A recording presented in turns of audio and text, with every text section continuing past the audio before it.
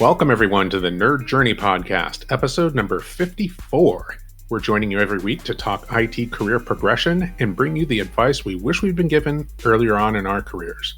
I'm your host, John White, at VJourneyman on Twitter, joined by my co-host, Nick Cordy, at NetworkNerd_. Hey, Nick, how's it going? I'm doing great, John.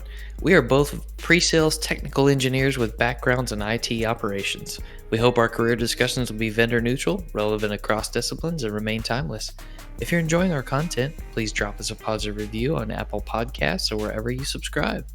And if you want to get in touch with us, tweet or DM at Nerd Journey.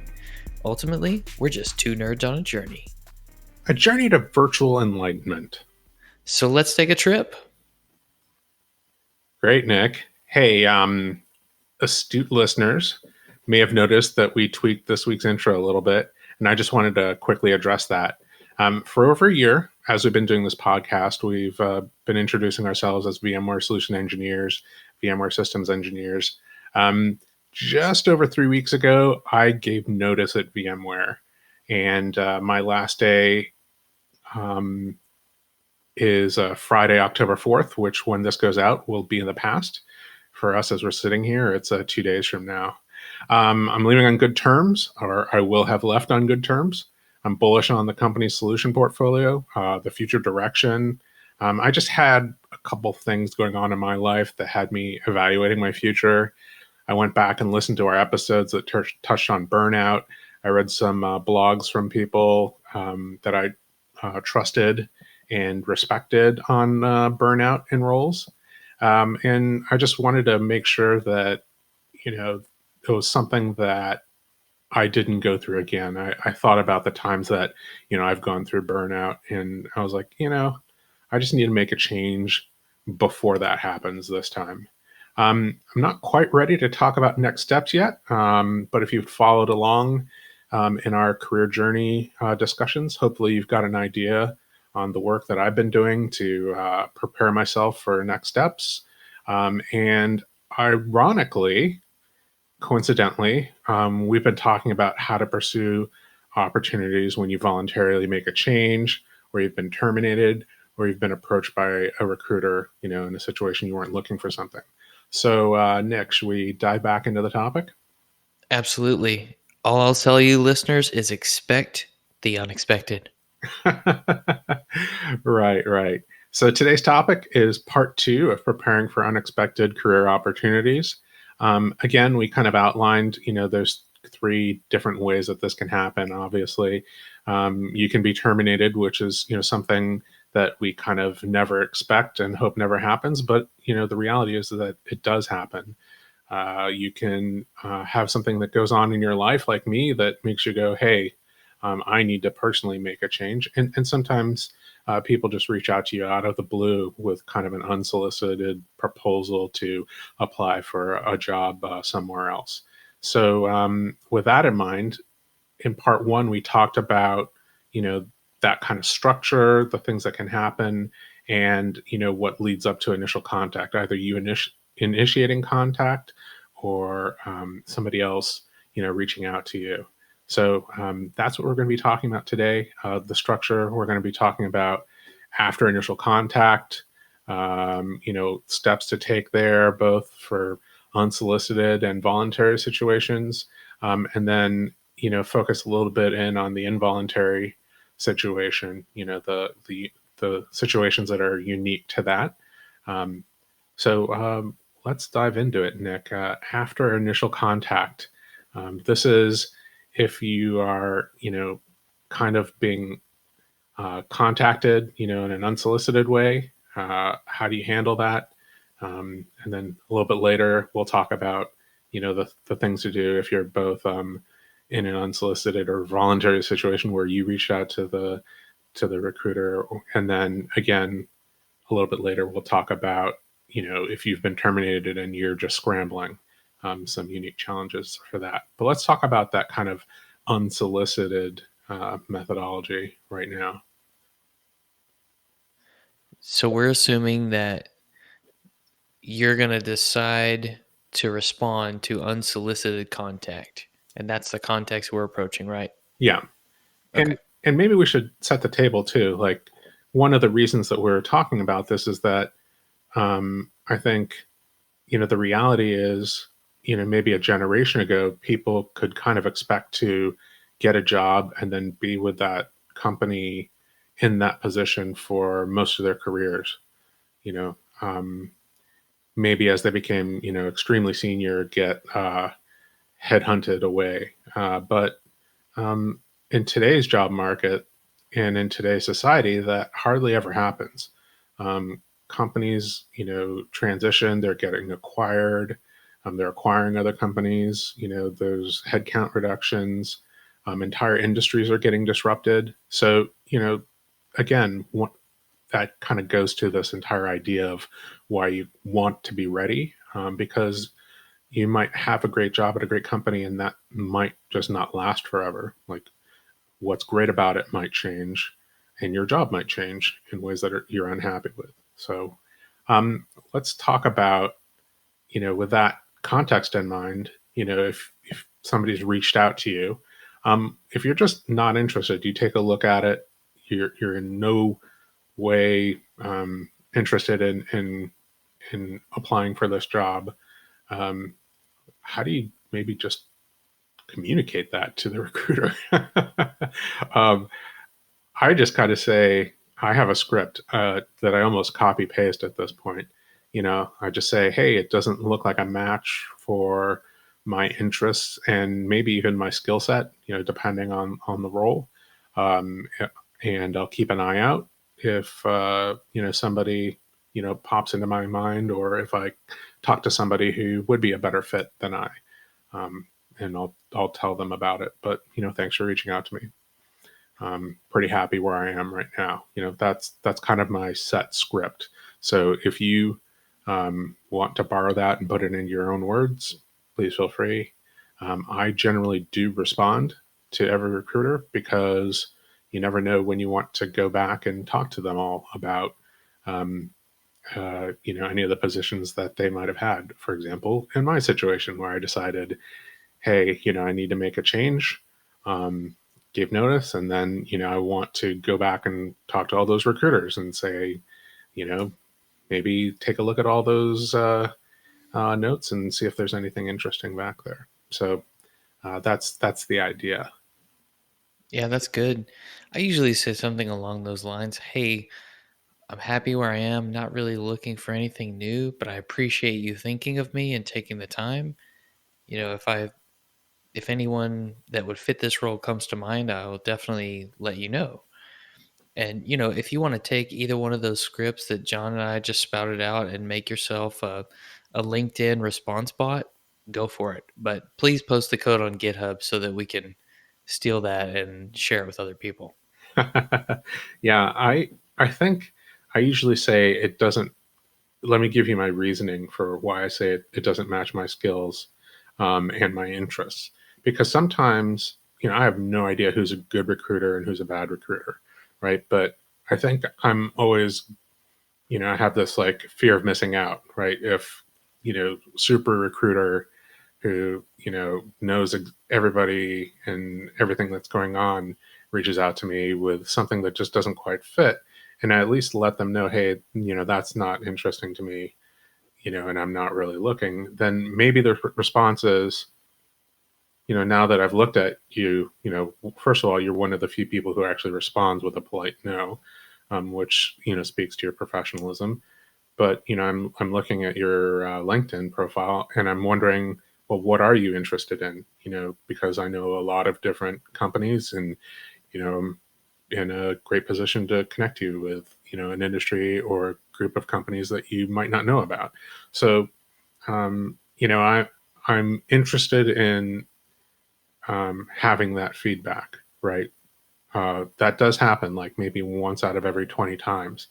And I let them know what my background is and the types of companies that I might be interested in. But, usually, I'm pretty stringent, right? I'm saying these are the things that I'm happy with at VMware and, the stability, et cetera, et cetera. So, you know, going to maybe a startup isn't that interesting because of the instability, or maybe going to this other company who's only in Nebraska isn't interesting because I'd have to leave the Bay Area or whatever, right? So, giving them my criteria, which is again pretty stringent because I was pretty happy, is helps them to understand, what opportunities that if they come across, they could think of me again. So anyway, that's my thinking.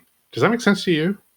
I think that's great. Telling them what your interests are, why it doesn't interest you. That's a fair ask, fair point. I think if I was a recruiter, that's something that would at least help me because, depending on how I'm being metriced, I might need to pull from the same pool of people in the future.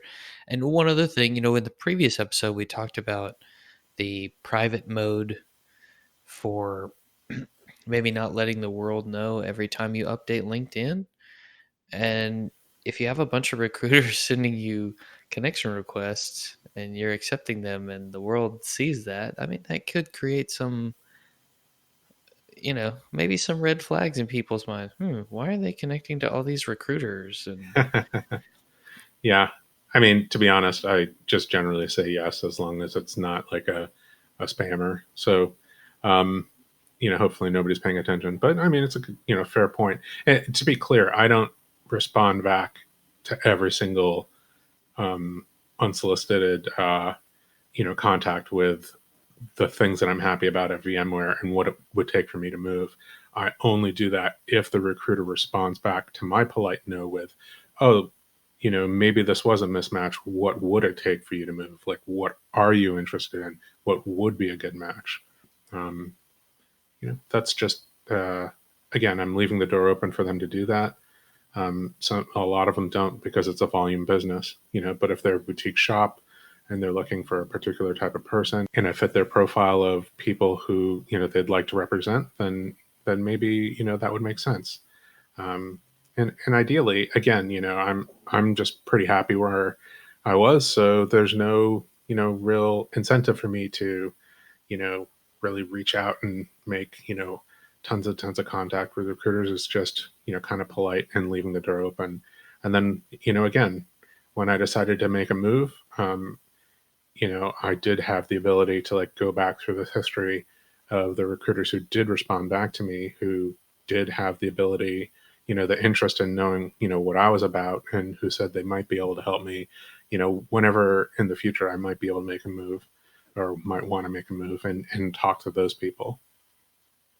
So that's just, I mean, it worked out, for me personally in this case because, I had that resource to fall back on. so, question, John, Mm-hmm. are you saying that not looking is an advantage when you're talking to a recruiter? I think so, right? Any bargaining is always, if you're in a position of power in a bargaining situation, then by definition that's better, right? So someone says, "Hey, I have an exciting new job for you," and your response is, "I don't want a new job. I'm extremely happy with the job that I want." So unless you have something like really interesting, I actually don't want to hear about it. That's a much more powerful position to start from than, "Oh, I need a job. Um, I can't let my work gap grow any longer. Like, I've just been laid off and now I'm scrambling, right? So that's a much less powerful position. So yeah, it is better to not want the job. That's the best time to look for a job, and it's the best time to evaluate other offers. It's from a position of power. So I don't know. That's just my position. Do you have a different take on that, or does that um, jive with what you're thinking? No, I think that jives. Mhm. I haven't actually been in the spot where they come back and ask, "Oh, well, what are you interested in?" I can't really think of a time where that happened. Yeah, Mhm. but that's cool. Yeah. So let's call out a couple things that recruiters might say to hook you and get you interested in talking to them. And I'll just talk about the times that my personal experience. I've responded to recruiters to have like an initial screening call if there's like some kind of mismatch, not the traditional mismatch like, oh, this is an industry that I don't have any experience in or don't have any skills in. I've responded when they have like a position that is the same, same or similar or adjacent industry, but the level of position that they're looking for seems like wildly out of step with what I currently have, right? So I have an individual contributor position, and they're looking for like a director of systems engineering, right? Pre-sales, technical people, and I'm like, director? That's two steps above where I'm at. You know, hiring managers of systems engineers. Like, what is it in my resume that made you think that I was qualified to do that? Um, I'm fascinated to know. So I did respond to something like they had like two positions. One was like, another one was like a technical marketing management, right? So not a technical marketing like individual contributor, but a team manager for technical marketing. So again, that's not a job that I've done. Possibly I'd be interested in doing it in the future, in the right circumstances. But again, what is it in my LinkedIn profile that makes them think like, oh, he would be perfect for this director position or this managerial position, right? So I responded, and the long and the short of it in 15 minutes was, yeah, you're right. I don't know why we would have reached out to you. Like, they're definitely looking for people who have been people managers before. Sorry to have bothered you, right? So I got some information there, right? Which was Yeah, this recruiter has terrible, terrible search skills. So absolutely. not But if they follow the podcast, John, I mean, they could say, well, I mean, you've made podcasts about how to have a one on one with your manager and how to have a career conversation with your manager. You might as well be a manager. And oh, yeah, you have experience. You own the John Wine School of Mentoring. You're the guy who started it. So why wouldn't you be a good manager?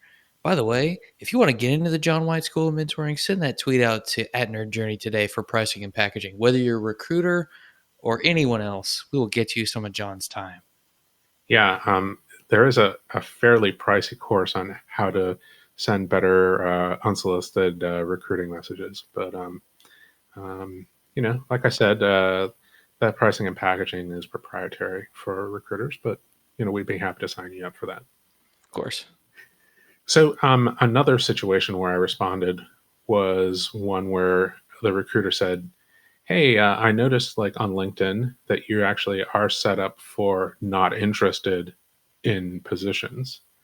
I was wondering, I represent this great company. I was wondering if there are maybe three things that you can think of that would cause you to actually rethink that and maybe accept an offer or pursue an opportunity somewhere else, specifically with my company. And that was intriguing, right? Like I call that's an interest, a very, first of all, it's a sales technique, right? Because when you ask a question, it's very, very difficult for the person to not evaluate the question and start thinking about, um, things that, would answer that question. um, so if I asked a question on this podcast, like, which people that you work with do you think would be best served by also listening to the Nerd Journey podcast? It's All of them? it's I'm very kidding. it's very difficult to not start thinking about coworkers or people that you know from networking who would also benefit from this podcast. So that's the same technique, right? So I took note of that and I went, oh, I should do that more often. And it's an interesting tactic to use that, I should keep in my back pocket for appropriate situations. But that was another interesting one. And then the third one was one that was actually within my industry. It was like I think a peripherally um, associated, partner to VMware, and they just said all the right things. Like, hey, we're really interested in people with VMware expertise. It looks like you're senior in the organization. We're looking to add people who are senior for kind of in our push for like our run up to IPO. So we're a startup and we expect to exit in the next 18 months. Um, kind of all of the um, Silicon Valley trigger words, right? So um, so I talked to them and had an initial discussion there just to explore that. But those are the ways that kind of you can kind of see my thinking there, right? Being just extremely puzzled about their mismatch. Like, are they seeing something in my LinkedIn that I'm not seeing? Like this incredible potential that I'm like undervaluing myself, and should I be pursuing like director level opportunities because of something that I've done? um, Yes. and then being intrigued by them forcing me to think about what it would take for me to think about moving, and then somebody who was associated, that actually was a good match. Ended up not being that interesting as I moved forward with it, and I terminated that conversation. But that initial contact was a good contact. So those are kinds of the scenarios that I can see, where you would follow up or would respond positively. And I'm sure that there are different ones for every person and every situation that you might be in. That's slightly different from my situation. So but it's probably variations on a theme, right? So I think you should think about that evaluation process. You kind of need to do that on your own, because the evaluations that you're making are different from evaluations that I would make, and they're different from evaluations that Nick would make, right? So there's things in the opportunity, that maybe they're saying that are really important to you. So that's why we advocated in the previous episode in part one that you would want to think about those things, like the things that would make you, the things that you would want in an ideal job situation. And maybe, in these opportunities, you're going to come across something that is a little bit better. Examples like, what if you're looking to do more travel or less travel if you have to do a lot of travel, and an opportunity comes along that's a reasonable match and features a lot less travel? What if you're looking to leave the industry that you're in, and an opportunity comes across your desk where you have, it's all the associated skills that you've built up, but it's a completely different industry. Um, then it might be a little bit more intriguing. That all of these, examples and possibilities are things that are personal to you. So you need to go through the process of thinking about what is important, what isn't important, like the things that you would change, if you had the power and a magic wand, right? So um, within reason, obviously, and maybe maybe you should think of some unreasonable things, but uh, you never know what's possible, until you think about it, and then somebody else says, "Hey, we're really interested in talking to you." So then you can evaluate it, via the things that you've thought about, the things that you like, and the things that you'd like to change. And maybe it's a list of 5 things. The 5 things you like the best about where you are and what you do, the 5 things you like the least, and maybe 5 things that are just, you think they're almost dream worthy, like kind of just outside your reach. Right. You'd like to do them, but not sure you can. Yeah, that's a really good structure for having doing evaluation. And I think that each person probably needs to do their own. If it's 5 things or 3 things, or what are my stretch goals? Um, like and another example, my wife and I, we live in Silicon Valley. One of our stretch goals is buying a house and being able to afford to be homeowners. So one of the things that I'm going to be doing as I evaluate new opportunities is that something that could help us get to that stretch goal? But that's again very personal to me. So if you are already a homeowner or don't care about that, and maybe something that's important to you is just literally like moving every 9 months, or not staying in one place, then that would make no sense for you to evaluate positions by my criteria, right? So, it would be nice if we could just give you a list of criteria, but you're going to have to come up with some of those on your own. So let's move forward a little bit. Do you tell your current boss that you've been contacted by recruiters? Nick, have you ever done that?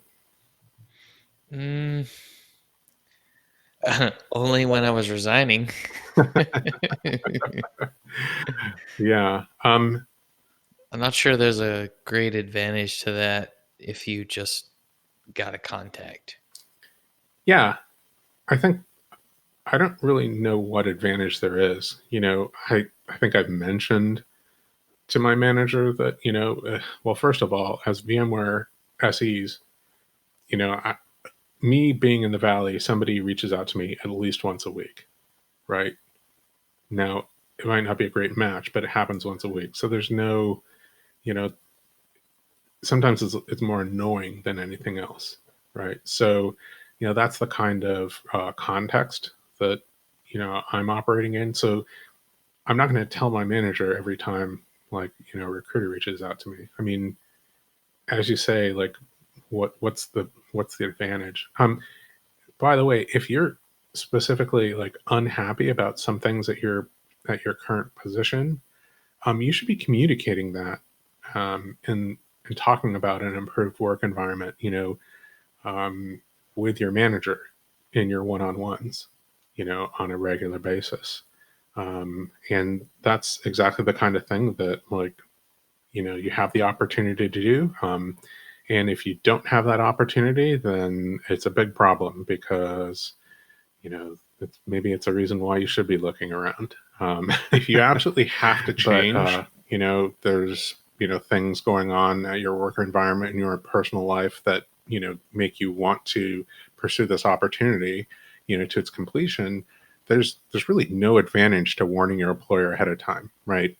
Um, I think it's polite to give a heads up, like after you have an offer and after you've signed something, give them 2 weeks notice. But, you know, the idea that you're going through a job search and you talk to your employer about that, I mean, no advantage at all that I can see. Um, yeah, I'm going to take a slightly different viewpoint here, John. I just thought of something. mhm. If you speak with a recruiter about what this new role is, what it entails, what the responsibilities are, let's say you find out more and you go, "Oh, wow, that sounds really interesting." Maybe it's really close to what you do now, but slightly different, or maybe it's really different from what you do now.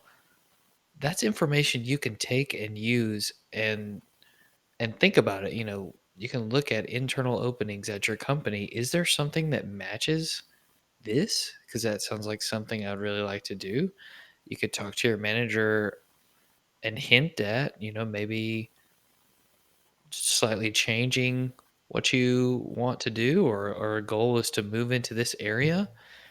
That's that's information for you about what's out there in the sphere of possibilities that you could be doing at company XYZ. It doesn't have to be the company that you talk to the recruiter about. Yeah, I really like that point. The idea that you've been exposed, via recruiter to a different type of role, and maybe your thoughts about your career have expanded. Well, hopefully you have enough of a relationship with your manager to say, hey, I actually have like an interesting idea for medium term career goal, and that is to move from what I have now, and work towards maybe getting, this type of role that I've heard about at other organizations.